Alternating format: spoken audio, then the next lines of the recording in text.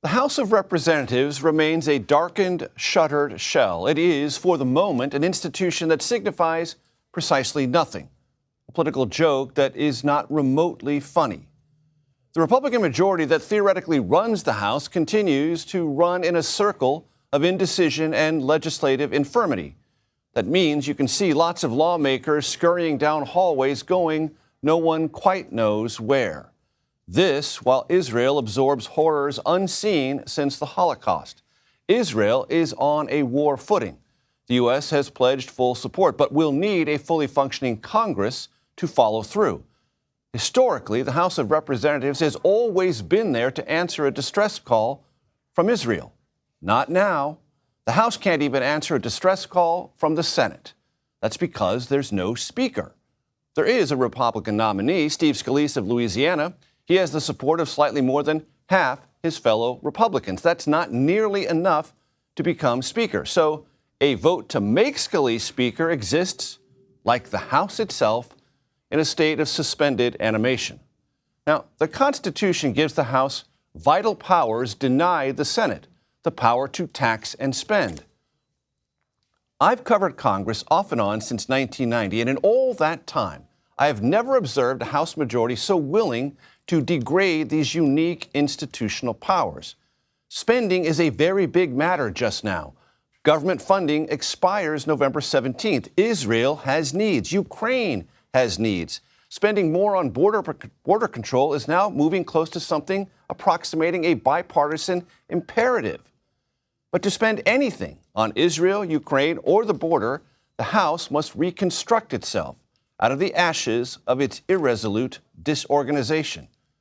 That can only be done by those who campaigned in 2022 to become the majority party in the House. You remember, the ones who promised to change course, to govern, to deliver results, and to be held accountable. CBS News congressional correspondent Nikole Killion joins us now. Nikole, it's been a very rambunctious day, to put it mildly, on Capitol Hill. What is the latest on the timing of that speakership vote? Well, the short answer, Major, is we don't know. The House convened at 3 p.m. and immediately went into recess. And this was after House Republicans had a secret ballot where they nominated Steve Scalise, the majority leader, to be their designated speaker. But as you just noted, that vote was quite close, and the conference remains narrowly divided. He won 113 to 99 in that closed-door session, but ultimately he will need approximately 217 votes to become speaker. And the bottom line is that he is not there. There have been several meetings that have been ongoing throughout the afternoon and the better part of the day, but as of now, no floor vote has been scheduled. And Nikole, as you probably know, I certainly got text to this. I'm sure you got far more than I did. There was this brief hour or so period where there was this intent from the Scalise camp to go to the floor and have the full-fledged vote. And I started getting texts, wait a minute, he may not be ready. They may not have the votes. They might want to think that through. That's clearly what happened. Does that suggest that Scalise feels ultimately, and the team around him, that they can get to that 217? Or that they have a lot more work to do than they originally anticipated? Well, I think it's a combination of both. I mean, obviously, in the case of Steve Scalise, he is a former whip, so he knows how to round up votes. We also know that Jim Jordan, his opponent in this race, is throwing his support behind Scalise. A source tells us that he does plan to vote for Scalise and is encouraging his supporters to do the same. But that being said, there have been a number of members that have been very vocal, both as they exited the meeting earlier today and also on social media, saying that they are going to stand by Jordan, that they don't intend to switch their vote. There are also other members saying that they may still support Kevin McCarthy, so right now things are in a state of flux. We did hear from a number of members as they exited balloting earlier today. Take a listen to what they had to say. How do you get unity? Unity is not easy to achieve, and it looks different in different ways. In my mind, how unity looked, and I said this to them clearly, is that we need to unify around the idea of the priorities that we want, select a person by the majority, person winning the majority vote and then uniting around that person on the floor. That's unity in my mind. And I'm optimistic we'll get there. Obviously, this is going to be a decision for each individual member on the floor, but I'm hopeful that we unite. I would have preferred Jordan, but I committed to vote for the winner, and that was Scalise. Steve is straightforward, and Steve will go to work, and Steve will listen to all sides. So I'm happy about that. It's time to cut the lights back on. So there you have an instance where Congressman Ralph Norman preferred Jim Jordan, but says he will now support Scalise. But then there are other members, for instance, Max Miller of Ohio, who I also talked to, also a member of the Ohio delegation, who says he's going to continue to back Jordan regardless, although he said he could potentially be persuaded. So that is likely some of the conversations that are underway right now, how Scalise can start flipping some of these votes if he wants to become Speaker. You know, Nikole, much was made when it happened of former President Trump's endorsement of Jim Jordan to be the next Speaker. Clearly, that didn't work out for Jordan's benefit. As best you can tell, what effect, if any, did that endorsement from the former president have on Jordan's prospects?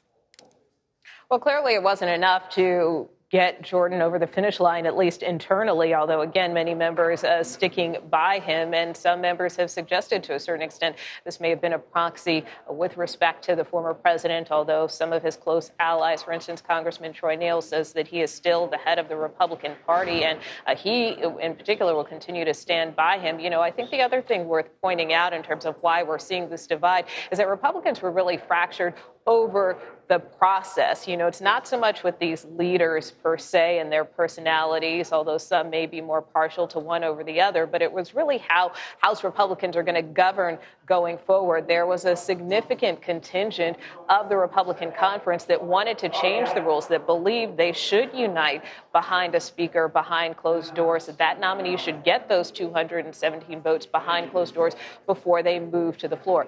That measure was defeated in today's closed-door session. That was actually a measure that Steve Scalise rallied against, and to a certain extent, that's why we saw him emerge as the victor. The other issue that's been dividing the conference is this whole issue of the motion to vacate. As we know, that is how former Speaker Kevin McCarthy was ousted when Matt Gaetz, congressman from Florida, put forth that resolution to ultimately oust him from the speakership. And so there's been a lot of discussion among members about changing that, about reforming those rules. So that's also why you're seeing a divide among members.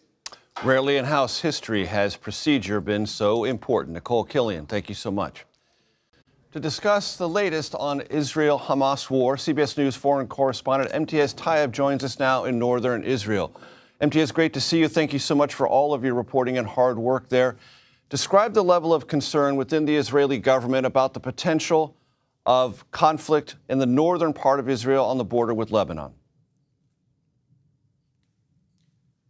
Major, good to be with you. Well, I'm about 15 miles away from that border, that very tense border. And the short answer is Israel is very concerned. In fact, earlier today, our team came across what essentially was a very long column of Israeli tanks and soldiers. It is very clear that Israel is mobilizing forces here in the north. We've obviously been talking a lot about the south, where that horrific attack carried out by Hamas took place, where we've been reporting that dozens of battalions have been mobilizing in front of the Gaza fence, that 360,000 Israelis have volunteered as part of a volunteer corps. But in the north, there's also seen a major mobilization. Why is that? Well, over the past 4 days, Israel has been trading rocket fire with Palestinian factions inside Lebanon, but perhaps most worrying, with Hezbollah. Hezbollah is perhaps the most powerful military force inside of Lebanon. It is a very formidable foe, and if Israel were to engage into any kind of conflict with Hezbollah, it could truly risk engulfing this entire region. Major. And it is also, as you mentioned, Imtiaz, clear that the preparations are being made for a possible ground invasion of Gaza. It is impossible to describe in every way what that would look like, but what could you tell us and tell our viewers to prepare for should that come to pass? Dangerous, scary, unpredictable, uncertain. The reality is that a ground invasion of Gaza, which is essentially about double the size of Washington, D.C., not a very big place, has often been described as the world's largest open-air prison with 2.3 million people living there in a very densely populated area. For Israeli forces to enter by ground, it is very difficult terrain, it is very dangerous terrain, and the big question is, if it enters Gaza, what is its ultimate military objective? Does it want to reoccupy Gaza like it did up until 2005 before it disengaged? What would that occupation look like? Would it mean an Israeli soldier and an Israeli tank on the corner of every street in Gaza? These are huge questions, but the reality is that Hamas is also inside Gaza, as we know, holding dozens and dozens of hostages, including some Americans. And that, of course, is also part of Israel's calculus as to whether or not it will go inside Gaza. Complicated calculus indeed. Imtiaz Tyab in northern Israel. Thank you so very much.